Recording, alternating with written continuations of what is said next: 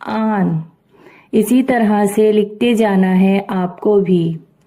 الف مد زبر آ، گاف ساکن آگ. الف مد زبر آ، گاف ساکن آگ.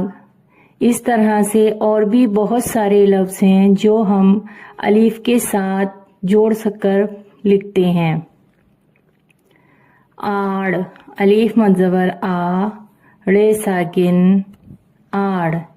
یہ 2 حرفی لفظ بھی کہے جائیں گے اور اس کے ساتھ میں جو لفظ ساکن ہو رہے ہیں تو ان کو ہم ساکن والے حرف بھی بول سکتے ہیں. الف مد زبر آ، میم ساکن آم.